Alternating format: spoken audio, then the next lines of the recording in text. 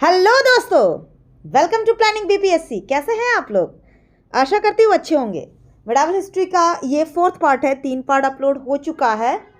तो 4th part में आइए हम आगे देखते हैं कि मुगल कालीन प्रमुख ऐतिहासिक स्रोत के बारे में पढ़ना है।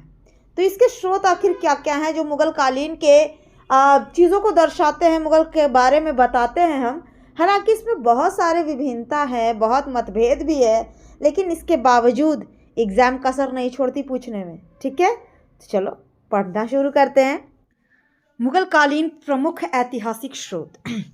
मुगल काल के इतिहास के अध्ययन के लिए ऐतिहासिक स्रोतों की संख्या भी अधिक है और उनमें विविधता भी है।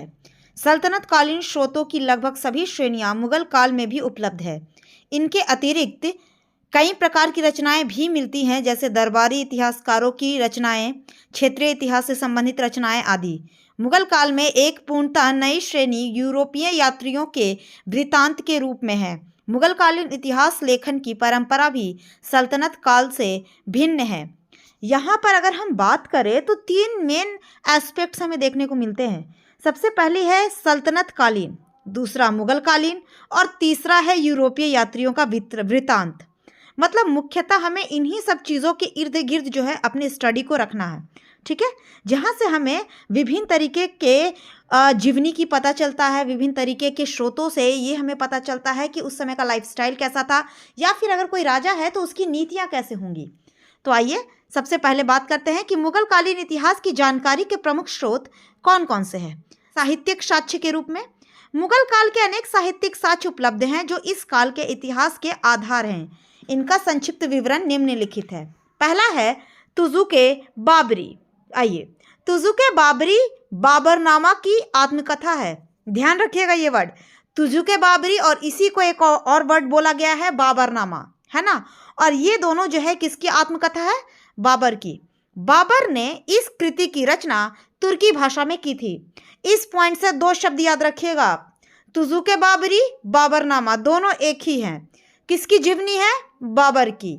और इसे किस भाषा में लिखा गया है? तुर्की भाषा में। वेरी गुड, आगे बढ़ते हैं।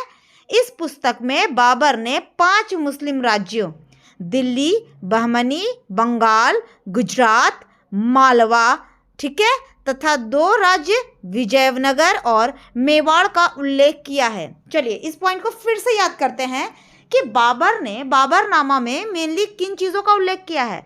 तो पहले 5 मुस्लिम राज्य का उल्लेख किया। कौन कौन से? आंख बंद करके बोलिएगा मेरे साथ साथ। दिल्ली, ठीक है, बहमनी, ठीक है, बंगाल, गुजरात, मालवा। मुस्लिम राज्य कौन कौन से हो जाएंगे? दिल्ली, बहमनी, बंगाल, गुजरात, मालवा। Very good. आइए हिंदू राज्य। हिंदू राज्य में 2, कौन कौन से? तो विजयनगर और मेवाड़, है ना। अगर आपसे क्वेश्चंस ये पूछा जाए कि तुजुके बाबरी या बाबरनामा, ठीक है, इनमें राज्यों का किस तरीके से उल्लेख किया गया है, तो राज्यों का 2 तरीके से उल्लेख किया गया, वो भी धार्मिक स्तर पर। धार्मिक स्तर पर कैसे? तो 5 मुस्लिम राज्यों का उल्लेख किया गया है। ठीक है, कौन कौन से? दिल्ली, बहमनी, बंगाल, ठीक है, दिल्ली, बहमनी, बंगाल, गुजरात, मालवा। दिल्ली, बहमनी, बंगाल, गुजरात, मालवा। याद हो गया? हिंदू राज्य बताइए, आंख बंद करके बताइएगा। हाँ बताइए, विजयनगर और मेवाड़। Very good. चलिए आगे चलते हैं। चूंकि बाबर प्राकृतिक प्रेमी था, अतः वह बाबरनामा में भारत की जलवायु का भी वर्णन करता है, लेकिन कहता है कि यहाँ नदियों और पहाड़ों के अलावा कुछ भी नहीं है। देखिए ये जो पॉइंट्स है ये आपको कथन में आ सकता है, क्योंकि बीपीएससी ने जो अभी ट्रेंड बदला है, और बीपीएससी की हाल ही का दरोगा का एग्जाम देखिए, उन्होंने भी अपना लेवल हाई कर दिया है। ये कथन के रूप में पूछ सकता है कि किस कृति का ये वर्णन किया गया है कि यहाँ नदियों और पहाड़ों के अलावा कुछ और नहीं है, और ऑप्शंस में आपको दे दिया जाएगा। ठीक है, आगे बढ़ते हैं कि बाबरनामा में वह लिखता है कि भारतीय समाज में आकर्षण का अभाव है, लोग सुंदर नहीं हैं तथा सामाजिक वर्गों के बीच संपर्क नहीं है। ठीक है, आगे बात करते हैं कि बाबरनामा के विषय में लेन पूल ने लिखा है, उसकी आत्मकथा उन बहुमूल्य लेखों में से एक है जो समस्त युगों में बहुमूल्य रही। ध्यान रखिएगा, बाबरनामा के बारे में बहुमूल्य लेखों में से एक है। ये बात किसने कही? लैंड ने कही। चलिए आंख बंद करके बताइए कि भारतीय समाज में आकर्षण का अभाव है, ये बात कहाँ लिखा गया है? बाबरनामा। Very good. दूसरा बताइए कि बाबरनामा में किसका वर्णन किया गया है? तो जलवायु का वर्णन किया गया है। कितने राज्यों का वर्णन किया गया है? तो टोटल 7 राज्यों का वर्णन किया है, 5 मुस्लिम राज्य और 2 हिंदू राज्य। तो मुस्लिम राज्य के नाम बताइए। DBBGM, है ना? DBBGM। अब फुल फॉर्म खुद देख लीजिएगा या मैं बता दूं? तो चलिए ठीक है, बता देती हूँ। दिल्ली, बहमनी, बंगाल, गुजरात, मालवा। देखिए ये स्टेटमेंट छांटने के लिए आ सकता है, इसीलिए थोड़ा इस पर आप ध्यान दीजिएगा। दूसरा है हिंदू राज्य, विजयनगर और मेवाड़। आइए नेक्स्ट है हुमायूंनामा। हुमायूंनामा क्या है? तो इस पुस्तक की रचना हुमायूं की बहन गुलबदन बेगम ने फारसी भाषा में की थी। अच्छा, यहाँ पे कौन सा वर्ड आ गया? फारसी भाषा में हुआ हुमायूंनामा का। तो ये बताइए कि बाबरनामा किस भाषा में लिखा गया था? कमेंट करके ज़रूर बताइएगा, ठीक है। आइए बात करते हैं कि हुमायूंनामा जो है वो किसके द्वारा लिखी गई? तो गुलबदन बेगम के द्वारा। और गुलबदन बेगम जो थी वो हुमायूं की कौन थी? उनकी बहन थी, ठीक है। इसमें बाबर और हुमायूं के शासनकाल का विवरण है और तत्कालीन समाज का उल्लेख किया गया है। 2 पॉइंट इंपॉर्टेंट याद रखिएगा कि बहन ने उनका लिखा है, गुलबदन बेगम ने, और फारसी भाषा में लिखा गया है। नेक्स्ट आइए, तारीख है शेरशाही। इससे शेर शाह के शासनकाल की सामाजिक, आर्थिक तथा राजनीतिक इतिहास की जानकारी मिलती है। किसकी जानकारी? शेर शाह के शासनकाल की। और 3 एस्पेक्ट में, पॉलिटिकल, सोशल और कौन सा हो जाएगा? इकोनॉमिकल। इसके लेखक अब्बास खां शेरवानी है ना। शेर शाह का तारीख़ शेरशाही लिखा गया, ठीक है, और इसके लिखने वाले शेरवानी हैं। ज़रा ध्यान रखिएगा, कॉम्बिनेशन बहुत अच्छा है। आगे आइए, पुस्तक के प्रथम अध्याय में शेर शाह के शासन के बारे में जानकारी दी गई और दूसरे अध्याय में इस्लाम शाह का वर्णन है और तीसरे अध्याय में अंतिम सूर शासकों का वर्णन है। अगर हम बात करें कि बुक्स में किस किस चैप्टर में क्या दे रखा है, तो फर्स्ट चैप्टर में उसके रूल्स के बारे में दे रखा है, ठीक है, कैसा रूलर था वो, कैसे वो शासन करता था। दूसरा दे रखा है इस्लाम शाह का वर्णन और तीसरा क्या दे रखा है? अंतिम सूर शासकों का वर्णन। नेक्स्ट आइए, तारीख़ रशीदी। तारीख़ रशीदी क्या है? तो इस पुस्तक की रचना मिर्ज़ा हैदर दुगलात ने की थी। इसमें बाबर के अंतिम दिनों व हुमायूं तथा शेर शाह के शासनकाल की घटनाओं का वर्णन मिलता है। बहुत लंबा लाइन हो गया ये। आइए इसमें से पॉइंट्स निकालते हैं। तो इस पुस्तक की रचना किसने की? किस पुस्तक की? तारीख़ रशीदी की। जी, तारीख़ रशीदी की रचना किसने की? मिर्ज़ा हैदर दुगलात ने, ठीक है, नाम भी बड़ा अजीब है, दुगलात, मिर्ज़ा हैदर दुगलात ने, ठीक है। तो ये बताइए कि इसमें किस चीज़ का वर्णन मिलता है? तो अंतिम दिन हुमायूं और शेर शाह के घटनाओं का वर्णन मिलता है। नेक्स्ट आइए कि इस पुस्तक में लेखक ने मध्य एशिया और भारत के इतिहास के बारे में काफ़ी जानकारी दी है तथा 1540 ईस्वी के कन्नौज के युद्ध में हुमायूं और शेरशाह के मध्य का सजीव वर्णन किया गया है। देखिए ये सजीव वर्णन जो बार बार आता है ना, ये ज़रा इम्पॉर्टेंट है, इससे पहले भी मैंने बताया है, तो आप कमेंट करके बताइए कि किस किस जगह के मैंने सजीव वर्णन के बारे में आपको बताया है, ठीक है। तो आइए, तारीख़ रशीदी जो है इसमें कहाँ के युद्ध का वर्णन किया गया है? तो कन्नौज के युद्ध का वर्णन किया गया है। आइए नेक्स्ट है तारीख़ फरिश्ता। तारीख़ फरिश्ता की अगर हम बात करें तो इसमें यह देखा जाता है कि इसकी रचना कासिम फरिश्ता द्वारा किया गया है, मोहम्मद कासिम फरिश्ता द्वारा। इस महत्वपूर्ण रचना में बाबर तथा हुमायूं के शासनकाल की अच्छी जानकारी मिलती है, ठीक है। फरिश्ता करने वाला रचना खुद ही फरिश्ता है और इसमें उसने रचना में वर्णन भी किया है तो बाबर और हुमायूं का। भारत की भौगोलिक स्थिति एवं जलवायु के बारे में भी लिखा है। इस पुस्तक में दिया हुआ विवरण संतुलित तथा सटीक है, ठीक है। नेक्स्ट बात करते हैं तबकाते अकबरी की। इसकी रचना ख्वाजा निज़ामुद्दीन अहमद द्वारा की गई है। तबकाते अकबरी किसने लिखा है? ख्वाजा निज़ामुद्दीन अहमद।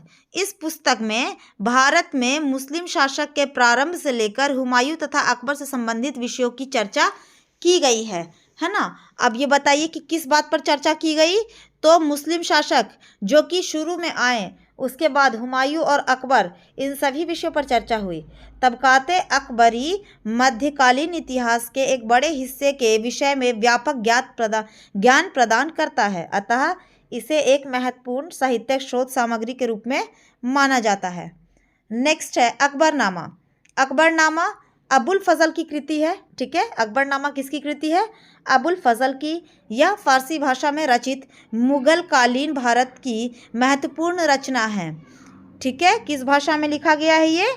फारसी भाषा में। परिस्थितियों के साथ साथ मनोरंजन के साधनों, रहन सहन, वेशभूषा, खान पान, धर्म आदि का वर्णन मिलता है।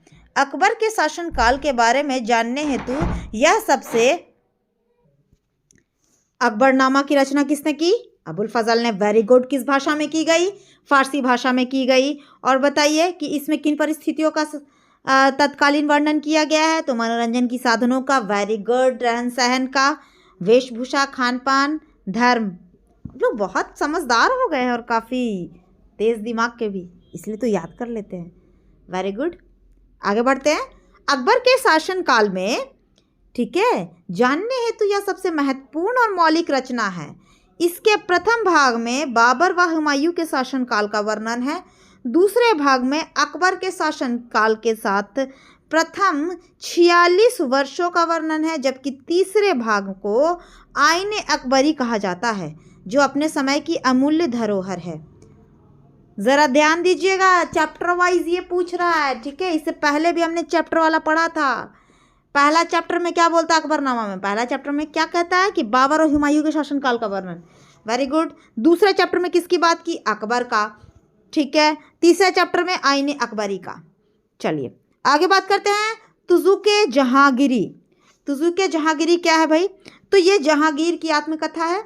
इसकी रचना मुतामिद खां और बख्शी ने की थी।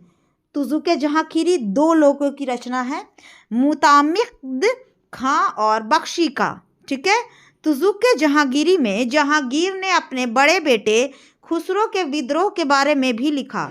जहांगीर ने अपने दैनिक जीवन की दिनचर्या, न्याय अदालत में आयोजित समारोहों, राजपूतों व हिंदुओं के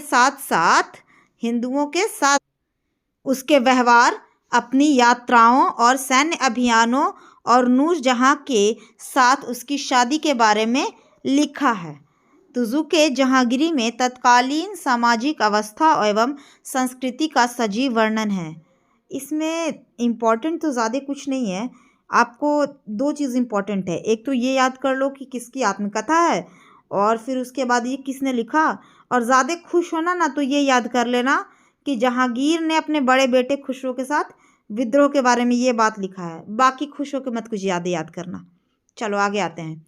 शाहजहां कालीन रचनाएं। ठीक है, इस काल की रचनाओं में पातशाहनामा, शाहजहांनामा तथा बादशाहनामा प्रमुख है। ठीक, 3 नामा है। कौन कौन से नामा? पातशाहनामा, शाहजहांनामा और बादशाहनामा। पातशाहनामा की रचना कजविनी, शाहजहांनामा की रचना इनायत खां तथा बादशाहनामा की रचना अब्दुल हामिद लाहौरी ने की थी। ठीक है, एक बार फिर से, पातशाहनामा की रचना किसने की? काजविनी ने।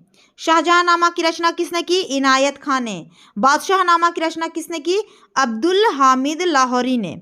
चलिए आगे बढ़ते हैं कि इन तीनों रचनाओं द्वारा शाहजहां कालीन राजनीतिक एवं सामाजिक जीवन, साहित्य और कला के बारे में महत्वपूर्ण जानकारी उपलब्ध होती है।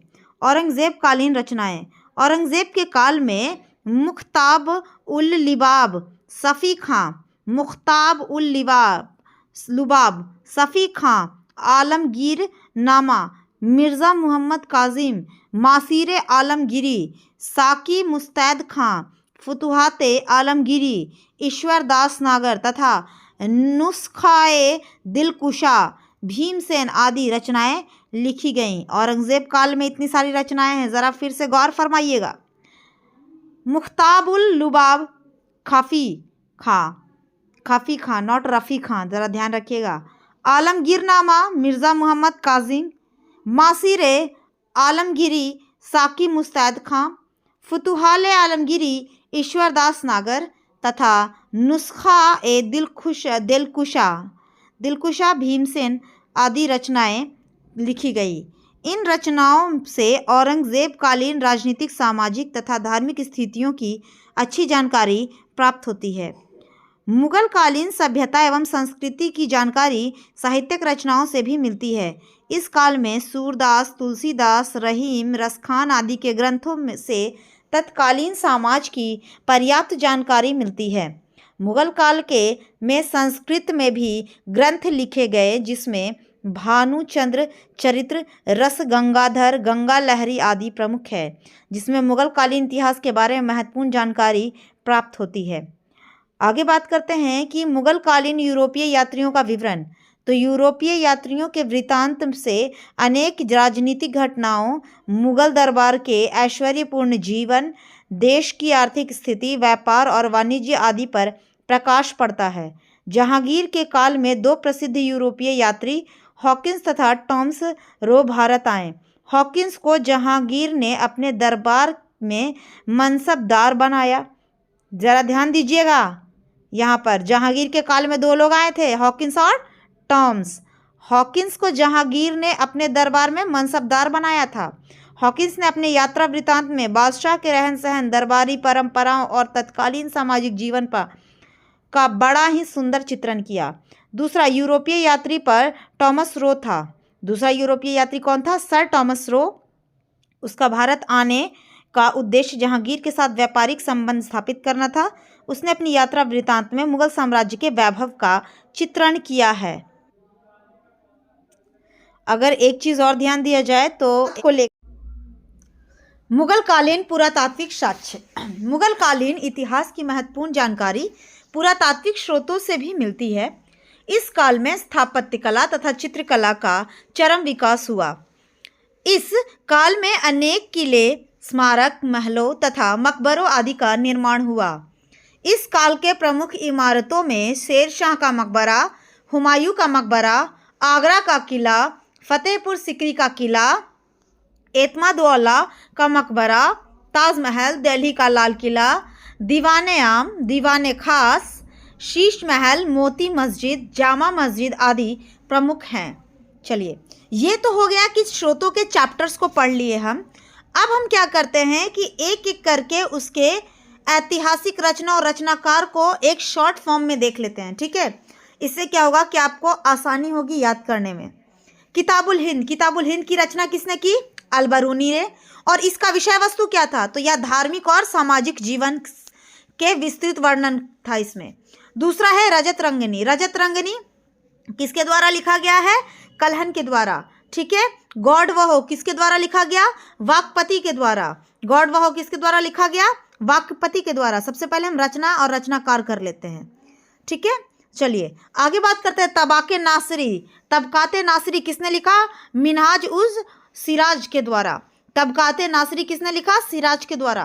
तारीखे फिरोजशाही किसने लिखा? जियाउद्दीन बर्नी। तारीखे फिरोजशाही किसने लिखा? जियाउद्दीन बर्नी। खजायल उत फुतूह अमीर खुसरू। खजायन उल फुतूह किसने लिखा? अमीर खुसरू ने। तो अब आप आंख बंद करो और ये बताओ कि रजत रंगनी किसने लिखा?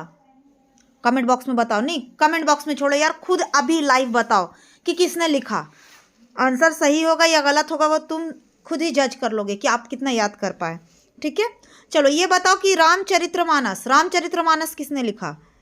सॉरी, रामचरितमानस नहीं है, सिर्फ रामचरित्र है, जो कि संध्याकर नंदी ने लिखा है। आगे बढ़ते हैं। तुगलकनामा किसने लिखा? आमिर खुसरू ने लिखा। नूह सिपहर किसने लिखा? आमिर खुसरू ने लिखा। ध्यान दो कि यहाँ पर तीन जो है रचना ऐसी हैं जिसे आमिर खुसरू ने लिखा है। आमिर खुसरू के द्वारा तीन रचनाएं कौन कौन सी? खजायन उल फुतूह, तुगलकनामा और नूह सिपहर, है ना। खजायन उल फुतूह, तुगलकनामा, नूह सिपहर, ये तीनों किसने लिखा? आमिर खुसरू ने लिखा है। चलिए ये बताइए गॉड वह किसने लिखा? आंख बंद करके बताओ आमिर खुसरू की तीन रचनाएं कौन कौन सी है? आंख बंद करके। चलो आगे। फुतूह उस सलातीन इसामी ने लिखा है। फुतूह उस सलातीन इसामी ने लिखा। फतवाए जहांदारी जियाउद्दीन बर्नी ने लिखा है। फतवाए जहांदारी जियाउद्दीन बर्नी ने लिखा। किताब उल रहला इब्न बतूता मुरक्कन अफ्रीकी ने लिखा। किताब उल रहला इब्न बतूता मुरक्कन अफ्रीकी ने लिखा। तारीख शेरशाही अब्बास खां शेरवानी ने लिखा। तारीख शेरशाही अब्बास खां शेरवानी ने लिखा। अकबरनामा अबुल फजल ने लिखा है। अकबरनामा किसने लिखा? अबुल फजल ने लिखा। पातशाहनामा को लिखने वाले 3 लोग थे, ज़रा याद रखिएगा, इस बात का आप पहले ही चर्चा कर चुके हैं। मुहम्मद अमीन काज़वीनी, अब्दुल हामिद लाहौरी और मोहम्मद वारिस। चलिए आगे आइए। नुस्खाए दिलकुशा भीमसेन के द्वारा, बल्लाल चरित्र आनंद भट्ट और पृथ्वीराज रासो चंद्रबदई, है ना। तो अब बताइए, आंख बंद करके सबका आंसर बताइएगा आप। ये बताइए कि फुतुह उस सलातीन किसने लिखा? ठीक है, इसामी। इसको याद कैसे करेंगे? सलातीन इसामी, ठीक है, सलातीन इसामी, है ना। सलातीन को किसने लिखा? इसामी ने लिखा। चलिए ये बताइए, रहला किसने लिखा? इब्न बतूता ने लिखा, है ना। तो ये बताइए कि दिलकुशा किसने लिखा? दिलकुशा भीमसेन ने लिखा। दिलकुशा किसने लिखा? भीमसेन ने लिखा। दिलकुशा किसने लिखा? भीमसेन ने लिखा है। बल्लाल चरित्र किसने लिखा? आनंद भट्ट। बल्लाल चरित्र किसने लिखा? आनंद भट्ट। बल्लाल चरित्र किसने लिखा? आनंद भट्ट ने लिखा। आशा करती हूँ ये आपको याद हो गया होगा। इसके कुछ विवरण को देख लें। ऐसे आप ये सब चीज़ कर चुके हैं पहले ही, कोई ज़्यादा इंपॉर्टेंट चीज़ नहीं है, फिर भी कुछ कुछ बुक्स के जो है वो इंपॉर्टेंट कर देती हूँ। रजत रंगनी, रजत रंगनी की अगर विशेष वस्तु की बात करें तो कश्मीर के क्षेत्रीय इतिहास का सजीव वर्णन किया गया है। उसके बाद रामचरित्र में कन्नौज के शासक यशोवर्मन, है ना। तबकात नासरी में इस्लाम के उदय से पूर्व काल के पैगंबरों का वर्णन किया गया है। तारीख फिरोजशाही में बलबन के सत्ता में आने से आरंभ होने वाली घटनाओं का विवरण मिलता है। उसके बाद तुगलकनामा में अलाउद्दीन खिलजी के विजयों का वर्णन मिलता है। नूह सिपहर में भारत की जलवायु, रहन सहन, कृषि, वेशभूषा का वर्णन मिलता है। चलिए अकबरनामा, अकबरनामा में प्रथम भाग में अकबर की पूर्वागामी, तीसरा भाग पता ही है आईने अकबरी, अकबर द्वारा प्रतिपादित शासन प्रणाली, कानून नियम, है ना। तो ये जो है आपका मध्यकालीन भारतीय इतिहास का स्रोत ये पूरी तरीके से समाप्त हो चुका है चैप्टर। अब जो है हम नेक्स्ट चैप्टर्स की बात करेंगे, ठीक है। इससे अच्छा लगे तो लाइक कीजिएगा, 2 से 3 बार आप देखिएगा, और अगर कोई प्रॉब्लम हो तो आप कमेंट कीजिएगा। Thank you.